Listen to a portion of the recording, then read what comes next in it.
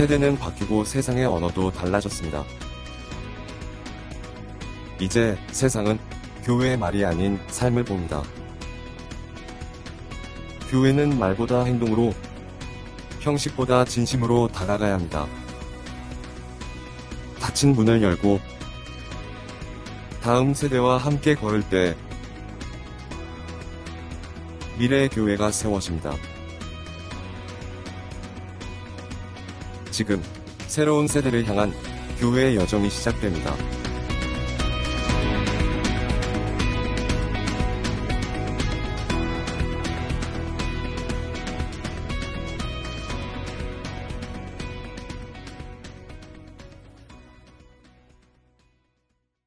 세 번째 세션, 교회와 미래. 이건 제가 정치, 사회, 이어서 미래지향적 또 진취적인 부분 종합 세트로 이 부분을 다뤄야 될 부분이라고 생각을 합니다. 지금 누구나 과감한 변화가 필요하다고 지금 생각을 하고 있는데요. 잭 웰치라는 분이 20세기 최고의 경영가였지 않습니까? 그분이 Change or Die라는 유명한 명언을 하셨습니다. 우리나라 고인이 되셨지만 마누라 외에 다 바꿔야 된다고 한 그와 같은 맥락으로 생각합니다. 교회가 이제 미래 세대 과연 생존할까? 저는 하리라 믿습니다만은 유럽의 교회로 갈 수도 있잖아요. 3대 종교 안에 남아 있을까? 여전히 1위를 유지하고 있을까? 여러 가지 우리가 고민이 되는 시점입니다. 2050년도가 되면 어느 모 교단에서는 벌써 52만 명이 감소할 것이라고 그랬고, 어린 세대는 지금 77만 명이 2050년도가 되면 감소가 돼서 이제 한 70만 명 정도만 남게 되리라. 여러 가지 안 좋은 그런 상황들이 있습니다. 우리를 우울하게 하는 그런 통계가 지금 나오고 있습니다만은, 그래서 우리 교회와 미래, 시간이 길지 않습니다. 그리고 요 세션을 마치고요, 우리 지하 1층 식당에 가면 식사가 모든 분들에게 준비가 되니까 식사하시면서 또 교제도 하시고, 또 마무리에는 우리 현장에 또 우리 질문도 잠깐 받도록 하겠습니다. 하실 말씀들이 참 많은 영역 같습니다. 교회와 미래, 어떻게 긍정적인 부분으로 우리가 갈 수 있을까? 그런 점에 먼저 한번 자원해서 매를 한번 먼저 맞아주실 분 손 한번 들어. 또 미래학자가 가야 됩니까? 제가 또 화두를 열어야 되겠네요. 제가 한국교회의 미래와 관련해서 두 가지 도전을 좀 얘기했으면 좋겠는데요. 첫 번째 도전은 이미 시작된 도전, 두 번째 도전은 지금 시작하는 도전인데요.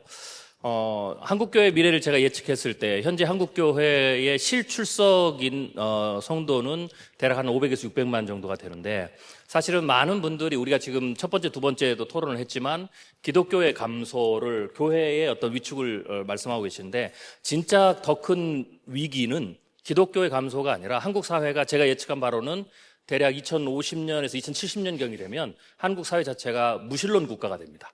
그래서 기독교만 주는 게 아니고 지금 종교 전체에 대한 뉴욕의 이번에 무슬림이 아니고 무신론 국가. 무슬림을 뛰어넘어서 무신론. 그렇죠. 네네. 그래서 그런 부분이 지금 통계가 나오는군요. 네네. 가장 큰 위험이고, 그렇게 되면 한국교회가 그 정도가 되면 대략 200만 밑으로 한국교회의 출석 숫자가 감소할 수 있을 가능성이 굉장히 크고요. 2070년 되면 그럴 가능성이 있다는 거죠. 굉장히 크죠. 현재 추세로 계속하면. 네.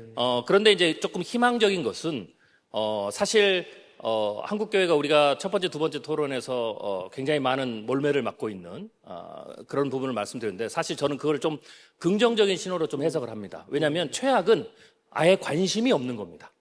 그런데 우리는 지금 한국교회의 문제점에 대해 지적을 받고 있다는 것은 그래도 여전히 우리 교회에 대한 기대들을 크리스찬이든 크리스찬이 아니든 가지고 있다. 그런 측면에서 미래사회 변화에서 한국교회가 특별히 지금의 가장 큰 고통은 1인 가구가 증가하면서 그리고 사람들이 마음의 고통들이 있으면서 그 부분에 대한 치유가 교회가 해주길 원하는데 그 부분을 못 해준다라는 건데 그 부분을 교회가 치유해주는 능력이 있기 때문에 그걸 하면 저는 이 무신론 사회로 가는 것에 대한 반전을 이룰 수가 있다라는 거고요. 그런 측면에서도 우리가 아직은 희망은 있다. 그런데 또 하나 지금 막 시작되는 그 도전이 뭐냐면 AI입니다. 네, 아마 올해도 그렇고 내년도 계속 AI가 가장 중요한 화두가 될 텐데 이 AI는 무신론을 강화시키는 그런 게 되죠. 왜냐하면 무신론이라는 것은 신이 없어도 절대자의 어떤 능력이 새로 태동이 되면 이제는 종교가 필요 없는 그런 게 되죠. 그래서 AI는 하나님이 우리에게 초개인화 시대의 목회를 더 잘할 수 있는 뭐 물질적인 측면이나 또 사람이나 컨텐츠 측면에서 우리가 잃어버렸던 사역을 회복할 수 있는 은혜의 도구이기도 하지만 동시에 교회 밖에서는 이제는 더 이상 무신론이 굳어져서 이제는 AI가 전지전능하게 모든 걸 다 해주는 그 시대, 그러면서 아예 종교가 진짜 무신론으로 고착될 수 있는 그런 어떤 시대로 갈 수가 있죠. 그래서 저는 이거는 새로 시작되는 도전이다. 그래서 한국교회가 이 부분을 어떻게 핸들링하느냐가 지금부터 굉장히 중요한 화두라고 생각합니다. 잠깐만요. 제가 그 세 번째 세션에 또 새로 등장한 패널들이 계십니다. 소개하고요. 우리 제일 끝에 남빈 목사님은 홍대 뉴송 교회를 개척하셔서 그 정말 핫한 젊은이들의 핫플레이스에서 지금 살아남을 뿐만 아니라 굉장히 경쟁력 있는 젊은이 목회를 하고 계셔서 따끈따끈한 홍대 젊은이들의 소리를 듣고 싶어서 초청했고요.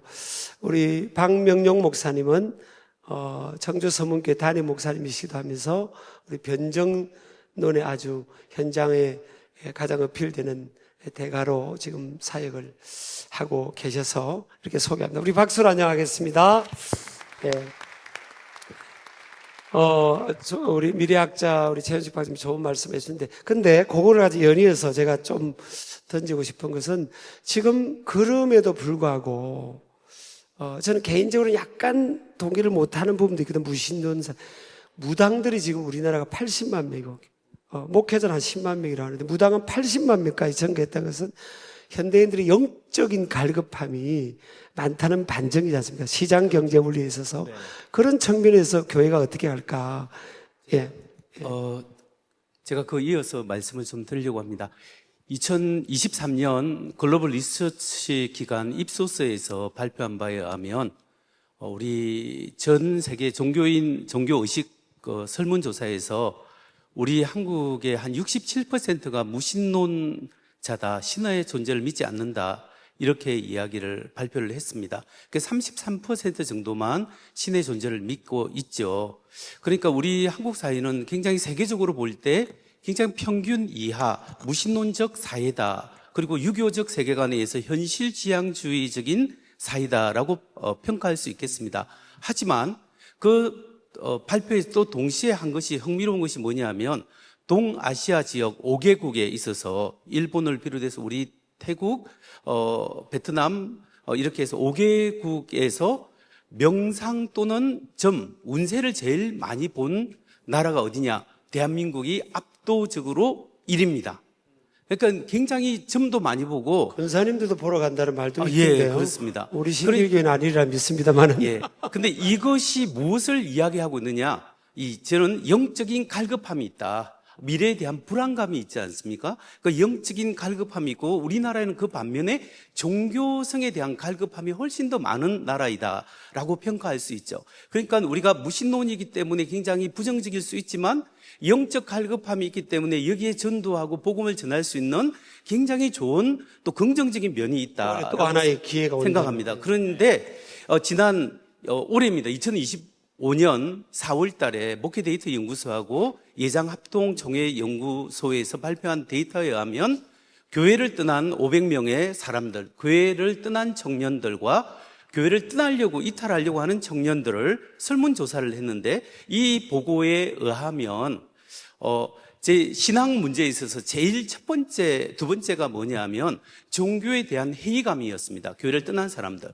그리고 두 번째는 신앙에 대한 확신이 없는 의구심이 들었기 때문이다. 이렇게 이야기를 하고 있어요. 그런데 교회를 떠나려고 하는 청년도 동일한 문제였습니다.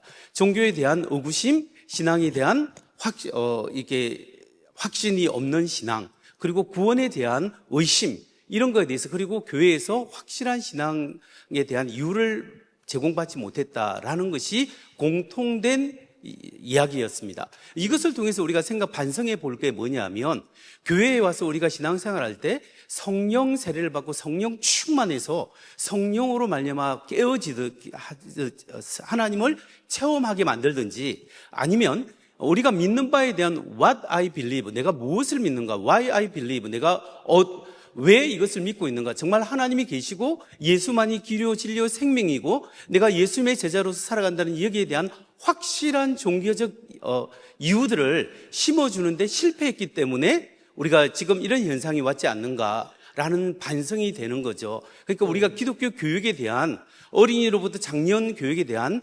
전반적인 이게 반성이 필요하다. 저는 여기에 대해서 기독교 변정하는 사람으로서 하나님이 계시는가 계시지 않는가를 이렇게 보면 하나님이 계신다는 것이 훨씬 더 증거도 많고 믿기에 합당하거든요. 이런 사실을 우리가 좀 알려주고, 예수님이 다른 종교 지도자에 비해서 정말 길이요 진리요 생명이라고 말할 수 있는 이유가 있고 부활의 확실한 증거들이 있는데 이걸 우리가 잘 설명을 못 해주었다라는 거죠. 오케이. 예, 이런 거에 대해서 좀 실패하지 않았는가, 이게 대해서 좀 필요하다, 이런 교육. 미래에 대해서 이야기하니까 막 입에 침이 튈 정도로 막.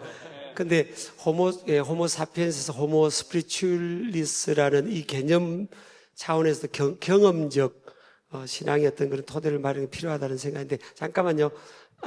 우리 처음 등장하신 남빈 목사님, 그 홍대 문화에서 어떻게 살아남으셨고 젊은이들 목표를 어떻게 하고 계시고 그들이 어떤 문화인지를 잠깐 하면서 한번 말씀해 주시기 바랍니다. 지금 말씀하신 어떤 맥락을 좀 이어서 좀 말씀드리자면, 이제 몇 년 전에 나왔던, 계속 나오고 있는 한국교회 트렌드라고 하는 책을 보면, 이제 요즘 뭐 그때 당시 이제 MG라고 하는, 그러니까 요즘은 이제 MG보다도 이제 젠지, 이제 알파로 넘어갔는데, 근데 MG 세대의 특징이 뭐냐라고 그때 책에서 이제 나왔었어요. 근데 거기에 이제 특징 중 한 가지가 SBNR 해가지고 Spiritual but not religious. 그러니까 영적이지만 종교적이지는 않은 것을 추구한다. 라는 것이 이제 요즘 청년들의 어떤 특징이라는 거죠. 그러니까 우리 목사님은 설교할 때 보니까 빨간 바지 입고도 설교하시고. 네. 네. 제가 다 검색해 봤어요. 그러니까 이제 영적인 것을 추구하고 있다. 그래서 제가 이제 홍대에서 저는 이제 개척을 했습니다. 그래서 2017년에 개척을 했고, 이제 홍대 완전 이제 클럽 거리에 있는 데서 저희가 지금 예배를 하고 있거든요. 그래서 저희 예배당 자체가 원래 이제 YG가 사용하던 이제 클럽이었어요. 문 닫은 클럽을 저희가 지금 임대해서 이제 클럽에서 저희는 예배를 드리고 있어요. 근데 이제 이 홍대에서 저희가 이제 청년들과 함께 보내는데 2017년에서 지금 2025년까지 벌써 9년 차가 됐거든요. 근데 한 가지를 볼 수 있는 게 있어요. 이제 홍대는 정말 청년들이 너무 많고, 청년들이 정말 열정적이고, 그리고 뭐 밤새워서 무엇을 추구하는 살아있는 활동성 있는 그런 청년들이 너무 많습니다. 근데 한 가지 특징이 있는데요. 그러니까 코로나 전이 있고 코로나 후가 있고 코로나 기간이 있는데, 코로나 전과 후를 봤을 때 홍대에 이제 가게들이 정말 많이 문 닫고 정말 많이 빠져나갔어요. 이제 자영업이 너무 어렵기 때문에. 근데 거기서 유일하게 계속해서 자리와 상권을 지키고 있는 가게들이 뭐냐면 사주와 타로집입니다. 그게 무슨 말이냐면, 청년들의 지금 데이트 코스, 이제 홍대에 나와서 다 한 번씩 그냥 데이트하고 경험하는 코스가 사주 보고 타로 보고 그렇게 한다는 거예요. 그러니까 자신들의 운명과 자신들의 삶과 자신들의 인생에 대한 가치, 확신, 이런 것들을 이제 궁금하다는 거죠. 영적인 것에 관심이 있고. 또 한 가지 특징이 있는데요.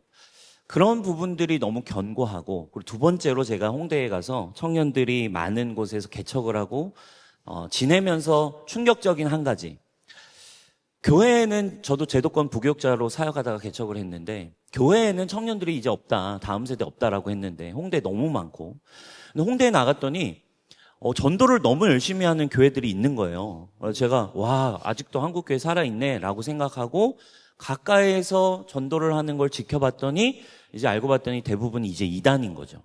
그러니까 신천지라든지 이단들에 이렇게 가까이 들어가서 보면 정말 60%, 70%의 퍼센테이지가 청년들, 20대 청년들이 그 자리에 앉아 있습니다. 도대체 지금 이런 2020년대에 어떻게 청년들이 저렇게 이단이라고 공공연하게 사회적으로 지탄을 받는 신천지 20대들이 가 있을까라는 너무 궁금증을 갖게 되는 거죠. 그러니까 그만큼 좀 결론적으로 얘기하면 지금 20대 청년들이 너무 목말라 있어요. 무언가 확신을 찾고 있고 무언가를 원하고 있는데 그럼 교회에는 왜 청년들이 오질 않는 것인가? 저는 자존심이 너무 상하더라고요. 이렇게 뭐 우리 길과 진리라고 말씀하시는 이 예수님이 그 이만희보다도 매력이 없나? 이 청년들에게. 이게 너무 화가 나고 자존심이 상하더라고요. 근데 이제 교회에 왜 오지 못할까라고 이야기했을 때 정말 많은 부분들을 우리가 이야기할 수 있겠지만 교회는 이미 너무 지켜야 할 게 너무 많은 거예요. 지켜야 될 게 너무 많다 보니까 전통도 생겼고 많은 여러 가지 종교적인 그 네, 맞습니다. 이런 것들이 한국 교회가 만들어 온 문화와 부흥의 유산들이 너무 많아졌지만 이게 또 하나의 지켜야 될 게 되다 보니까 세상은 너무 빠르게 변하는데 그들에게 변하지 않는 본질인 복음을 주기보다는 너무 지켜야 될 게 많아지다 보니 좀 그들을 좀 잃고 있는 게 아닌가 이런 생각을 좀 하게 됐습니다. 너무 잘 따끈따끈 현장의 소리를 들으면서 공감돼서 우리 전석재 교수님도 네, 다음 세대 미래 전문가 교회와 정치에 제가 한 번만 얘기했거든요. 이게 좀 얘기하려고 했는데 시간이 너무 촉박하니까 좀 빨리 얘기하도록 하겠습니다. 사실 이제 우리 남빈 목사님이 이야기한 부분에 저의 이제 2026년 한국교회 젠지 트렌드라는 책에서도 경희숙 교리에 가서 이제 사주하는 그 점집 같은 것들을 이렇게 찾아서 어떤 영적인 걸 추구하는 그런 젊은이들의 모습을 좀 담았어요. 그 부분이 굉장히 중요한 포인트인데 지금 말씀해 주셨고 마지막에 얘기한 부분이 교회가 지켜야 할 것이 많다라는 부분에서 젊은 세대들이 교회의 어떤 관료적이고 또 권위적이고 또 더 나아가서 계급적인 그런 시스템에 익숙하지가 않아요. 지금 문화가 굉장히 수평적인 리더십과 수평적인 문화 속에서 자란 그러한 젊은이들에게 교회는 굉장히 문턱이 높고 또 적응하기가 힘든 부분입니다. 그래서 한마디로 꼰대 문화에 속해 있는 교회에 생활하기가 굉장히 어려움을 겪고 있다는 거예요. 첫 번째는. 두 번째는 제가 보니까 불안 세대에 살아가고 있는 거예요. 1,000만 명입니다. 지금 청년 세대라고 하면 19세부터 34세가 1,000만 명인데 고독하고 운둔한 사람들을 청년들을 조사해 보니까 50만 명이에요. 그리고 자기들의 어떤 진로와 그 아픔들을 사실 보듬어 주면서 만져줘야 되는데 그걸 못하는 거예요. 얼마 전에 국민일보에서 칭찬해주고 싶은 게 있는데 양평동에 있는 5교회가 연대해서 청년들을 위한 반차를 만들어서 보급하는 그런 기사가 나온 적이 있어요. 제가 그래서 성결교회의 어떤 그 컨퍼런스에서 특강을 하면서 그 이야기를 소개했어요. 이런 아름다운 모습들이 있다, 교회가. 그래 청년들을 이렇게 보듬는 모습이 있다 그랬더니 끝나고 그 특강이 끝나고 나서 목사님들 몇 분들이 오늘 강의에서 그게 제일 좋았다는 거예요. 국민일보 추천하는 겁니다. 예. 그래서 그런 어떤 그 젊은이들의 어떤 아픔과 불안함을 보듬는 교회의 어떤 브리칭, 그 다음에 소통, 이런 것들이 지금 굉장히 요구되고 있다는 겁니다. 아까 이제 신뢰 얘기를 했는데 제가 이제 2026년 이 트렌드 책에서 젠지만 했어요. 20대만. 책 선전하는 건 아니에요. 소개하는 거 아니고 왜냐하면 PPT 한 번만 제가 만들었는데 한 장만 제가 보고 말씀을 좀 드리도록 할게요. 거기 보면 교회 젠지 세대가 젊은이들이 교회를 신뢰하지 않는다가 10명 중 8명이고 호감도가 있느냐? 10명 중 7명이 호감도가 없고 좀 다음 장 딱 넘겨줘 보세요. 그 다음에 뭐냐면, 그 다음 장. 여기인데, 그 다음에 뭐냐면, 만약에 내가 넌크리스찬들에게 물었어요. 너희가 기독교를 종교로 갖겠느냐 하면 10명 중에 8명은 갖지 않겠다는 거예요. 83%가 나왔어요. 100% 중에. 그만큼 젊은이들은 교회뿐만 아니라 기독교에 대해서도 긍정적이지 않다는 거예요. 그러면 이것들의 원인이 뭐냐? 그 원인은 교회 본질을 잃어버렸다는 거예요. 교회의 사명을 잃어버렸다는 거예요. 그러면 교회됨, 교회 다움이 필요하다는 거예요. 그들에게도. 아까 얘기했던 어떤 복음의 가치, 이런 부분들을 우리가 정말 교회 안에서 또 교회 밖에서 살아내는 성교적 삶, 성육신적 삶, 관계적 삶을 만들어가는 것이 굉장히 저는 네, 감사합니다. 중요하다는 겁니다. 예, 지금 그 자연스럽게 그냥 교회와 미래하면서 다음 세대 이어지는데, 제가 지금 한국교회 캠퍼스 안에 그래도 CCC라는 이 무브먼트가 이렇게 영어로 죄송합니다, 디크리스가 되지 않고 있고, 이 네트워크가 된, 그리고 신입생들이 가장 어필이 되는 그런 무브먼트로 지금 잘, 세속적 표현이지만 선방을 하고 계시는데, 그거를 좀 알고 싶습니다, 우리 CCC가. 예. 지금 목사님들의 말씀을 들으면서 약간 좀 저는 접근법이 안 믿는 젊은이들을 향한 것과 지금 믿고 있는 젊은이들, 저는 초점을 한번 후자에 맞춰보고 싶습니다. 믿었는데 왜 교회를 떠나는가? 그랬을 때 저는 이 세 가지가 좀 결핍이 분명하지 않다. 이게 결핍됐거나 아니면 분명하지 않다. 뭐냐면 정체성에 대한, 우리가 누구인가라는 정체성이 분명하지 않고, 그 다음에 소속감이 분명하지가 않고, 그 다음에 사명감이 굉장히 약하다라는 생각을 해봤습니다. 궁극적으로 기독교인이 된다라고 하는 것은 하나님께서 부르셨다라는 소명, 그 다음에 부르셨기 때문에 거기는 사명이 있다라고 하는 것인데, 그게 교회에서 분명하게 전해주느냐. 왜냐하면 정체성은 뭐랑 연결이 되어 있습니까? 내가 누군가라고 하는 역할이 분명할 때 저는 이들이 점집에 가는 이유가 없는 거죠. 그러니까 그게 분명하게 지금 전달되고 있지 않다. 그 다음에 소속감도 교회라는 데 왔을 때 내가 이 교회에 속했고 하나님의 예수 그리스도의 몸이라고 하는 거기에 속해 있고, 그 다음에 거기서 더 나가서 내가 이 땅에서 무슨 역할을 할 것이냐. 사실 제가 아까 처음에 시작을 할 때 찰리 컬크를 얘기했는데, 찰리 컬크 같은 경우에는 분명히 선명하거든요. 뭐냐면은 바로 하나님 나라의 그 질서를 세우는 사람이고 유지하는 사람들이다, 우리가. 그게 분명하기 때문에 모든 젊은이들이 따랐어요. 근데 지금 교회 다니는 젊은한테 정체성이 뭐냐? 소속감, 사명감 얘기했을 때 과연 어떤 답이 나올까 저는 굉장히 궁금한데, 이 소속감을 가지고 특별히 요리를 해가지고 사람들을 끌어가는 데가 사실 이단은요, 안 믿는 사람을 데려가지 않습니다. 믿는 사람을 데려가거든요. 그렇기 때문에 저는 이 소속감에 있어서 우리가, 그들이 우리한테 왔을 때 친근감도 못 느끼고, 뭔가 이 수직적인 구조 내에서 나의 역할이 무엇인가, 내가 무슨 참여를 할 수 있는가라고 하는 고민 속에서 결국은 여기가 아니다라고 떠나고, 그러다 보니까 저희가 이제 할 수 있는 가장 중요한 것 중에 하나는 뭐냐면, 우리도 간사들이 굉장히 많습니다. 간사들은 코치가 돼보자. 그리고 학생들이 주도할 수 있는 사역을 해보자. 그래서 간사, 코치드, 스튜던트 레드, 학생들이 주도하는 사역을 해보자고 그랬는데, 그게 굉장히 먹히는 게 요즘 젊은이들은 자신들이 주도하길 원해요. 참여하고 주도하고 이 모든 것들이 경험하길 원하고, 그래서 놀라울 정도로 뭐냐면, 저는 그런 얘기 한 번도 들어본 적이 없습니다. 최근에 와서 반복적으로 듣는 거는, 목사님 기도 시간을 늘려주세요, 그런 얘기를 듣거든요. 아마 저는 우리 남 목사님도 홍대 앞에서 하시다 보면은 우리 젊은이들이 얼마나 뜨겁게 기도하고 찬양하길 원하는지 그거를 갖다가 하는 사람들은 느끼는데, 교회에서는 지금 아직도 전통, 그 다음에 교리 중심.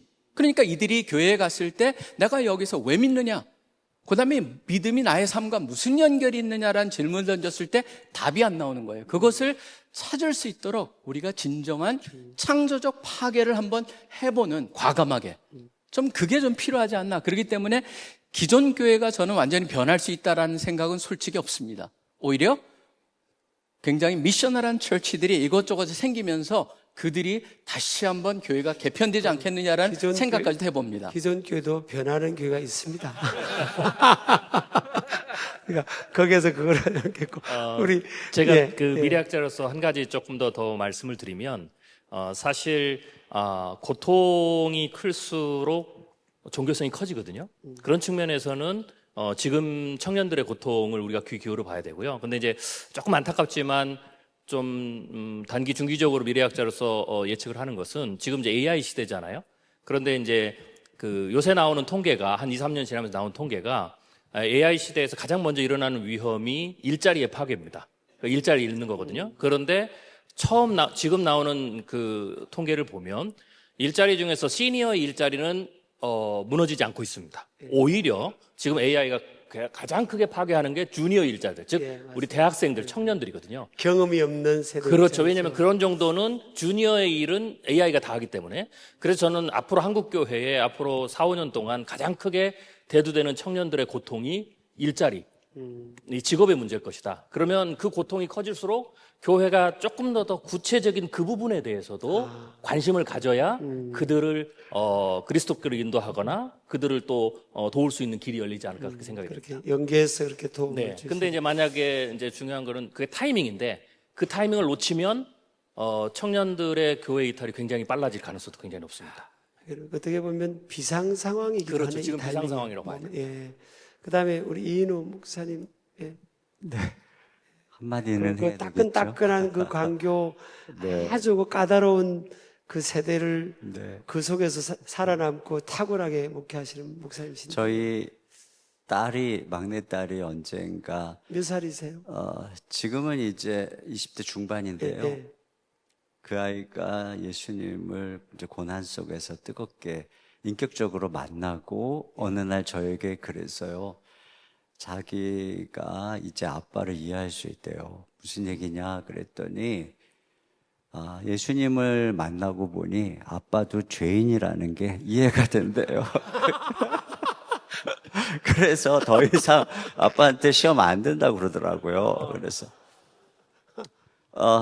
근데 뭐 가족이 살다 보면 또 우리 젊은 세대가 얼마나 기성세대에게 높은 기준을 갖고 있어요. 근데 이 아이가 예수님 만나니까 우리 기성세대를 이렇게 이해하는구나 이 생각을 하게 돼서 첫째로는 아이들이 복음을 예수님을 만나는 것 이게 참 중요한 문제고 두 번째는 우리 기성세대 문제잖아요.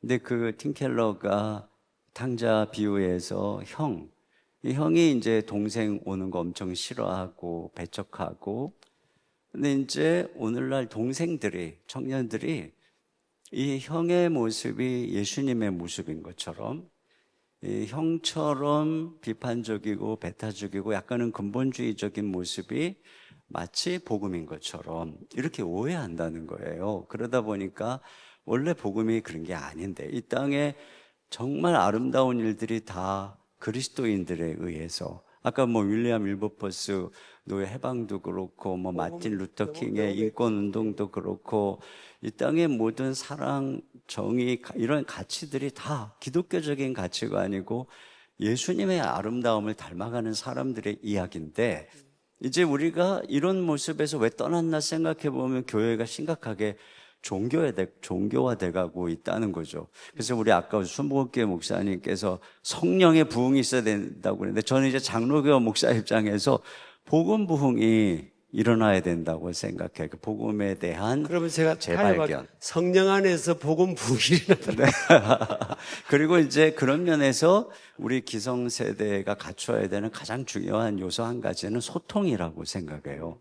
제가 최근에 아주 감명 깊게 읽은 이제 책이 파커 파머의 책들인데 그분이 뭐 정치에 대해서도 대화를 해야 된다. 근데 굉장히 공감해요. 또 그뿐 아니고 우리 모든 세대 저희들이 대화를 하면 나하고 다른 진영에 있는 분들의 마음을 이해할 수가 있어요. 이분이 왜 그런지. 그러니까 미워하지 않으면서 다름을 인정하고 그 다름 사이에서 공존할 수 있거든요. 그러니까 사실은 이 사회는 해결성이나 다 나같이 되는 것이 아니고 서로 다르고 서로 갈등이 있고 어떤 면에서 비극 틈에 서기 이게 이제 이 사회 현실인데 우리가 이거를 자꾸 하나로 만들려고 하는 게 아니라 이렇게 듣고 소통을 하다 보면은 저런 생각도 할 수 있구나 그러면서 같이 다양성이 있게 어우러져 가면 되는 거지 이걸 뭐 네 편 내 편 가를 이유도 없는 건데 근데 이 젊은 세대가 볼 때 기성세대의 가장 큰 문제는 대화를 하지 않는다는 거예요. 내가 여기서 얘기하려고 저희 이제 아이들이 다 청년 세대인데 우리 딸 이제 출근하는 길에 같이 이제 오면서 물어봤어요. 뭐가 문제냐? 그랬더니 뭐 다른 여러 가지인데 아까 말씀드린 MZ스럽지 않다는 거예요. 지금 교회가 되게 구시대 있고 구닥다리 얘기를 그냥 막 얘기하는데 정말 얘기도 안 통하고 그다음에 중요하게 얘기한 게 안 들으려고 그런다는 거예요. 그래서 진짜 그렇구나. 이 정도까지만 하겠습니다. 아주 감사합니다. 저는 이 토론 강의 저도 은혜를 많이 받고 있습니다. 예. 우리 딸도 아마 아빠도 죄인인지를 이해할 것 같습니다.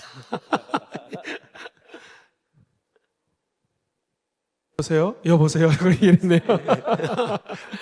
제가 좀 다른 목사님들이 경험하지 못한 게 있어서 좀 나누고 싶어서 말씀드리고 싶은데요.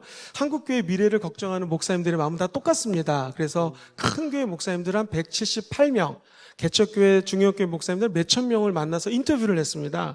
제가 이제 단독 목회하는 거 한 6년차, 7년차인데 그 전에 연구소에 좀 오래 있었어요. 교회 성장 연구소에서 수많은 목사님들을 만나서 인터뷰를 하면서 우리가 미래를 어떻게 준비할 것인가 했을 때 목사님들의 인터뷰한 내용들을 총 정리했더니 미래 목회에 대해서 5가지 방향이 나오더라고요. 물론 MZ세대를 포함한 내용입니다. 첫 번째가 아주 짧게 얘기하면은요, 5가지 P인데요. 목사님들이 이구동성을 얘기하는 것이 장로교건, 순복음을 떠나서 프레젠스, 하나님의 임재를 꿈꾸는 예배를 드려야지 그 예배 가운데 하나님을 만날 수 있고, 두 번째가 피플입니다. 하나님의 사람을 세우는 것이죠. 예수님 이 땅에 와서 제자 양육했던 것처럼 하나님의 사람, 예수의 제자, 내 제자, 순복음 제자, 장로교 제자가 아니라 예수의 제자를 세우는 피플.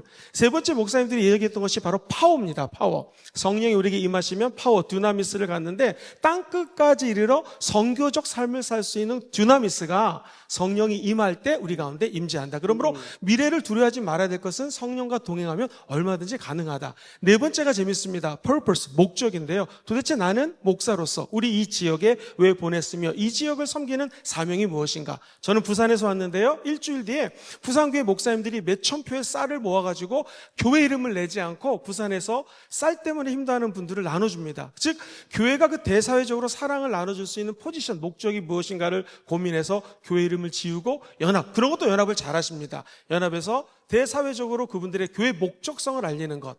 마지막 P가요, 플랜인데요. 그것은 성령님이 우리에게 말씀을 통하여 각 개교회마다, 개 목사님들마다 계획을 줬으니 성령 안에서 하나님 말씀 안에서 그 계획을 따라가는 교회가 미래도 있고, 세대를 초월한 MZ세대가 지나면 또 알파세대가 나오고 나중에 베타세대, 감마세대 나오지 않겠습니까? 그 세대들을 아우를 수 있는 하나님의 임재, 프레젠스고요. 하나님의 사람, 피플이고요. 그 다음에 가장 중요한 것이 성령의 권능, 파워고요. 그러면 교회의 목적을 찾고, purpose를 찾고, 플랜을 찾을 때에 하나님의 나라는 지속적으로 미래를 두려워하지 않고 확장될 것이다 라는 결론을 도출했습니다. 그 내용이 미래 목회 성장 리포트라는 책에 담겨져 있습니다. 책 선전하는 거 아닙니다.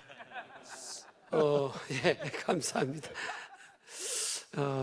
너무 감사드리고요. 오늘 출연자 중에 지금 한 번씩 발언한 사람이 저하고 남빈 목사님이거든요. 다른 분들은 2번씩 다 이야기했어요. 그래서 한 번씩은 해주시는 게 좋을 것 같아요. 아세요. 예. 제가 확보해 드린 겁니다. 안 하면 맞을 것 같습니다. 예.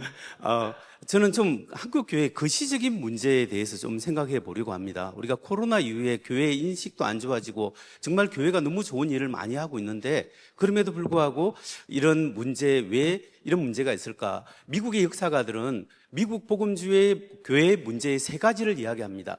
교회가 상아탑, 학문의 세계를 놓쳤다고 합니다.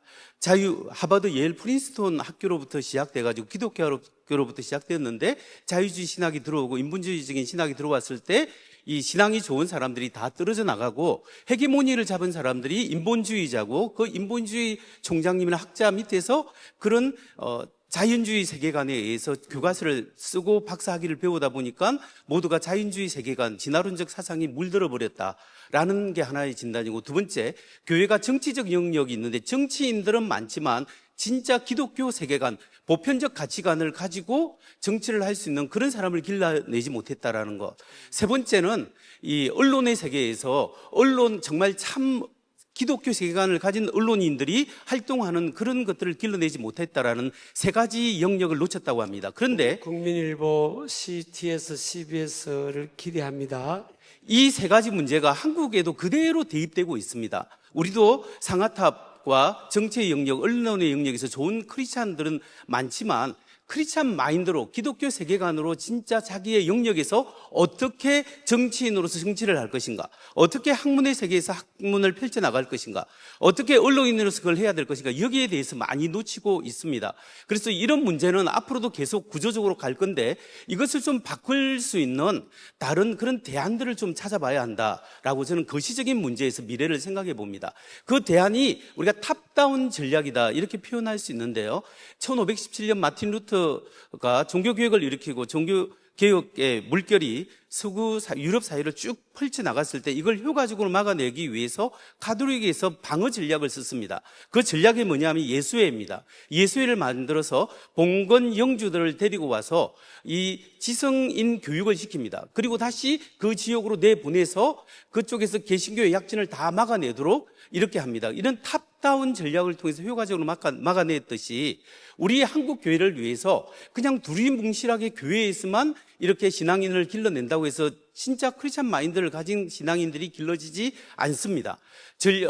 똑똑한 사람들을 모아서 기독교 지도자 될 만한 사람들에게 크리스찬 마인드를 교육을 시켜야 되는데 기독교 변정과 기독교 세계관과 기독교 윤리를 가르쳐서 자기의 직업 현장 속에서 어떻게 크리스찬 마인드가 실현화될 것인가에 대해서 고민하고 가르쳐줘야 됩니다. 이게 좋은 전략이 있는 게 뭐냐면 미국의 디스커버리 인스티튜트가 있는데 제가 시간이 없어가지고 빨리 말하겠습니다. 디스커버리 인스티튜트가 뭐냐면은 기독교인으로서 어떻게 기독교 과학자로서 자기의 영역에서 기독교 세계관으로 할 수 있는가를 가르쳐주고 있는데요.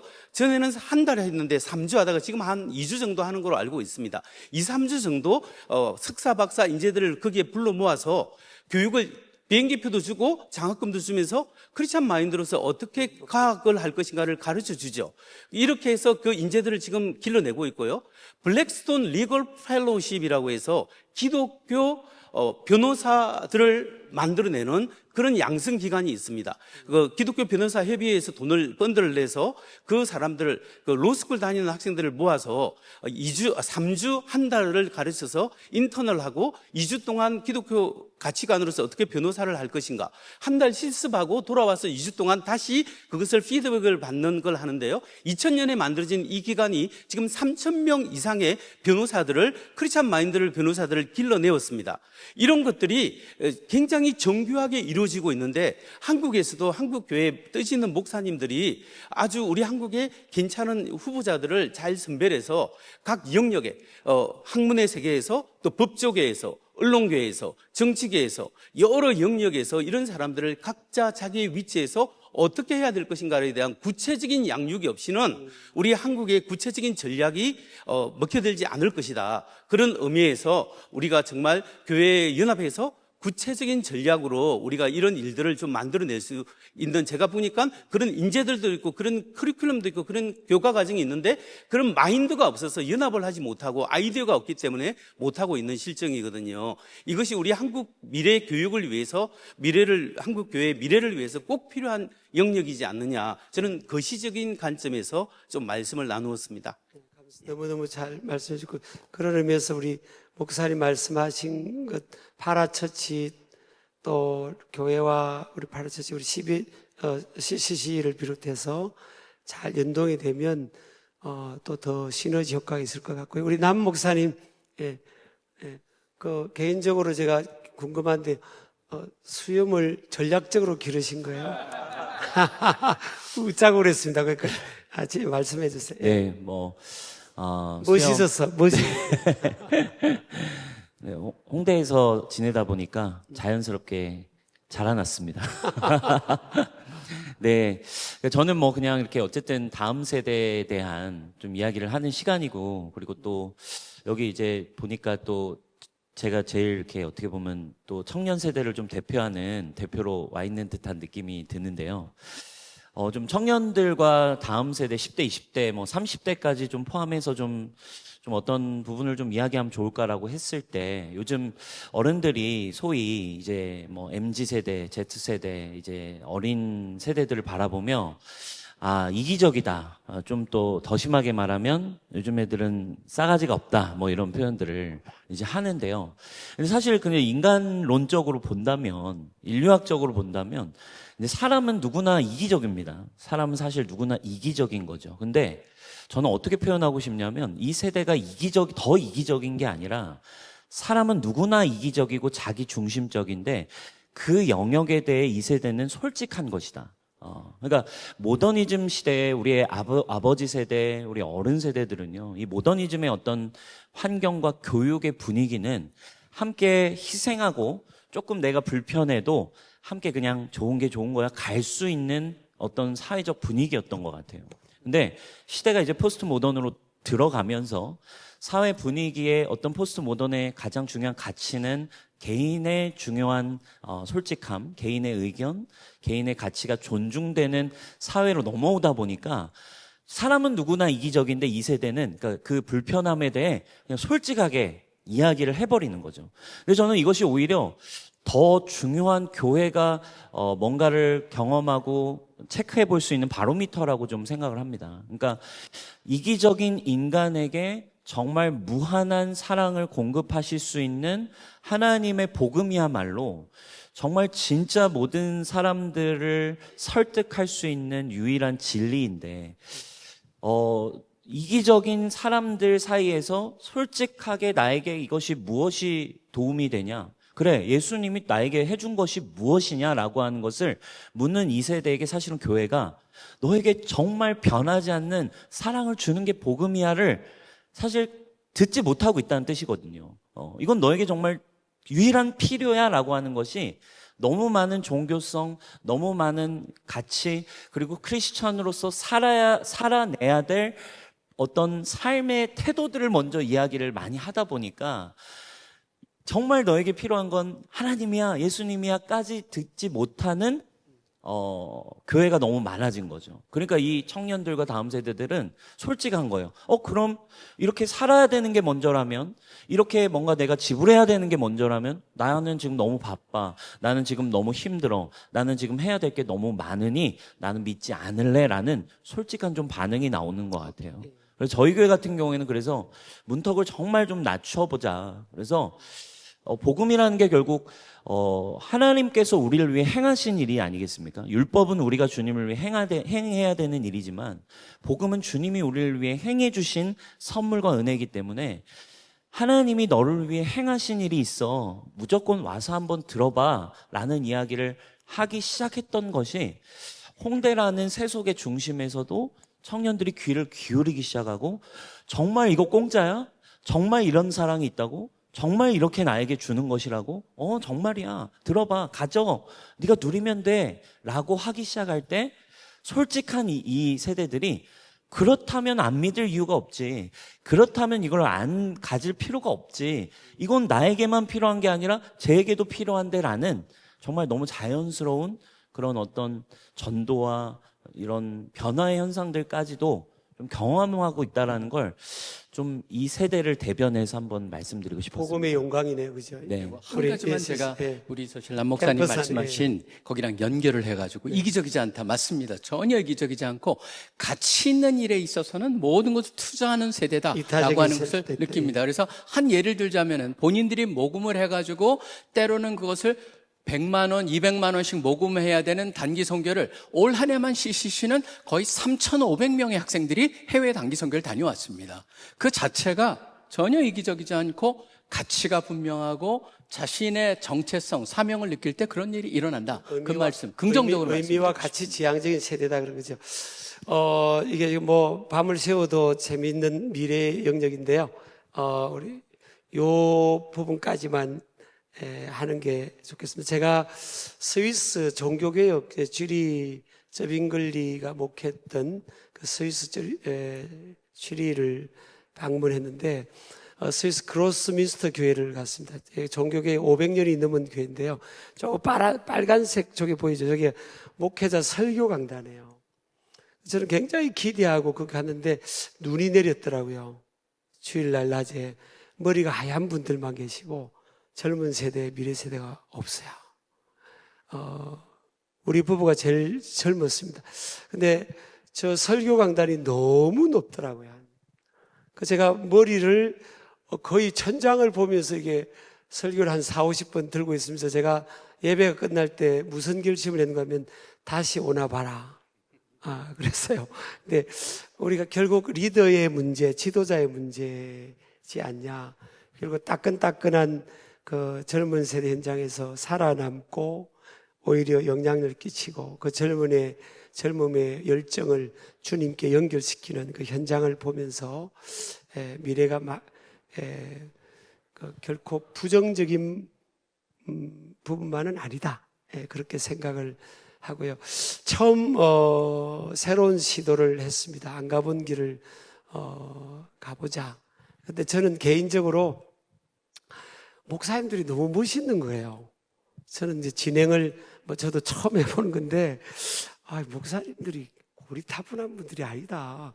꼰대도 아니고 진짜 멋있네. 차 한잔 하고 싶다. 그러니까 정말 예수님이 우리가 믿는 예수님이 그런 분인데 오해가 이미지 문제 많이 오해가 된 것 같아서 제 개인적으로는 이 열린 토론고장 우리 종교국장님이 그러더라고요. 열토강이라고 부르자고 그러더라고요. 열토강을 계속 가야 되지 않냐.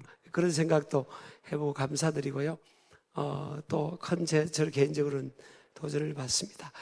혹시 현장에서 계속 댓글에서 질문이 오지만 현장에서 한 분 정도 지금 식사 시간이 너무 넘어가는 것 같아가지고 또 질문하실 분 안 계시면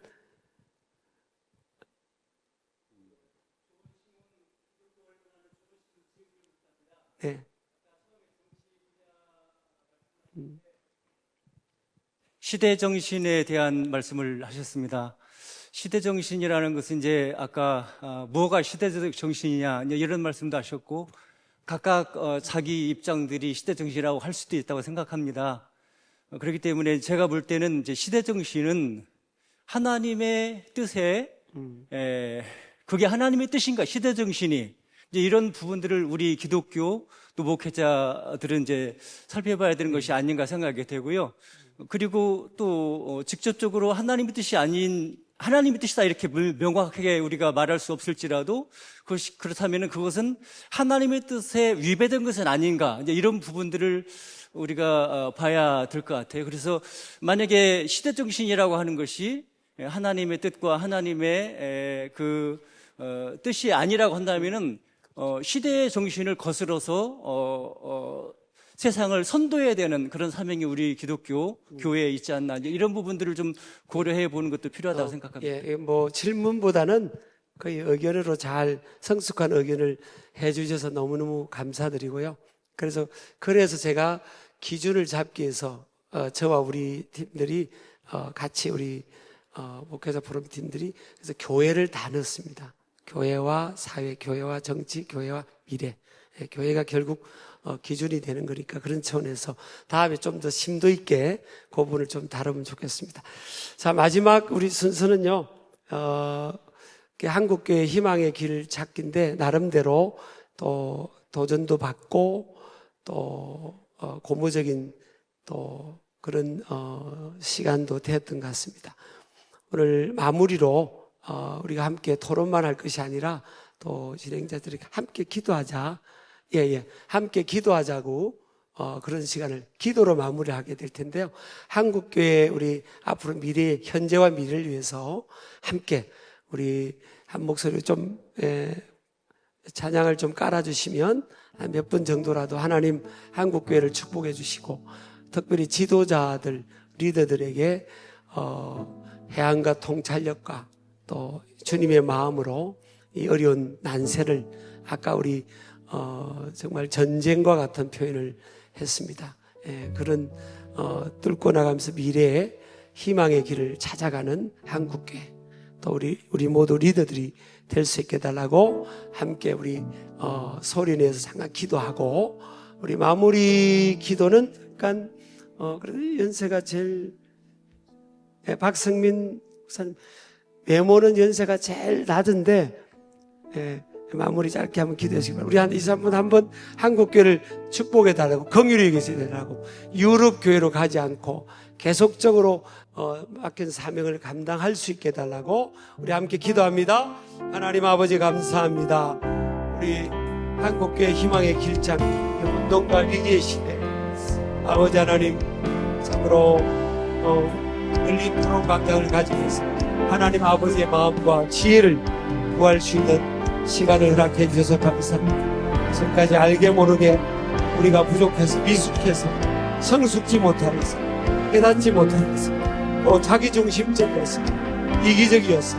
하나님 그렇게 참으로 바른 방향과 진을 향해 나아가지 못했다면 하나님 긍휼히 여겨주시고, 우리 특별히 목사님과 우리 한국교회 리더들 성령으로 기름 부으시고 진정으로 뱀같이 지혜로우면서 이들과 같은 순전한 마음으로 이 난세 혼란과 위기에 하나님 좋은 방향을 제시하면서 나아가기를 원합니다. 이간적으로 보지 않습니다. 우리 예수 그리스도가 길인 줄 믿습니다. 예수 그리스도가 소망인 줄 믿습니다.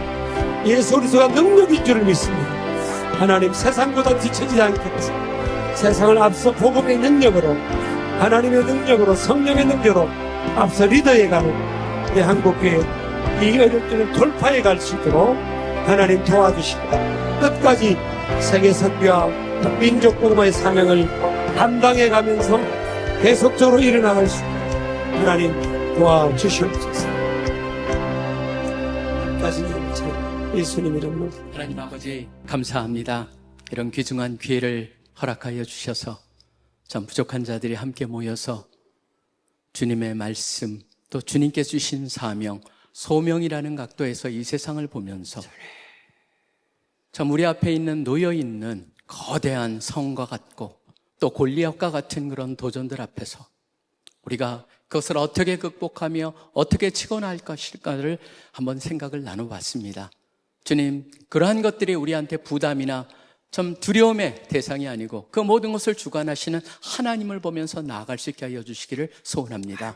우리 모두가 맡겨주신 일에 더욱더 충성스럽게 우리의 불러주신 주님의 의도에 맞게 역할을 잘 감당할 수 있게 하여 주시옵소서. 한국교회를 살려주시고 특별히 젊은이들을 다시 교회로 불러주시고 우리 미래가 주님의 손 안에 있다고 저희가 확신하고 저희가 갖고 있는 불필요한 것들 다 보게 하여 주시고 내려놓게 하여 주시고 또 진정 우리가 창조적인 파괴를 하기 위해서 버려야 될 것, 부셔야 될 것이 있다면 그것도 부셔주시고 새로운 것을 만들어주시길 소원합니다. 주님, 그래서 우리 모두가 주님께 영광 돌리기를 소원합니다. 다시 한번 이러한 기회 주신 것 감사합니다. 오늘 혹시라도 오해가 되는 그런 말이 있었다면 주님께서 그것은 다 감춰주시고 제해주시고 온전히 들어야 될 것을 듣고 또 그것으로 깨닫는 시간으로 만들어주실 것을 간절히 소원하며 모든 기도 살아계시 역사하고 계시는 예수 그리스도 이름으로 기도합니다. 아멘.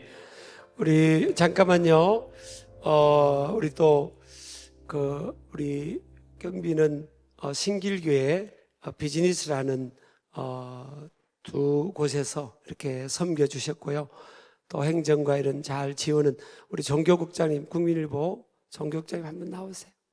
네? 우리 강주와 종교국장님 오늘 여성을 패널로 못 올려 죄송합니다만 마지막 소개로 우리 강주와 종교국장님 수고했습니다. 감사합니다.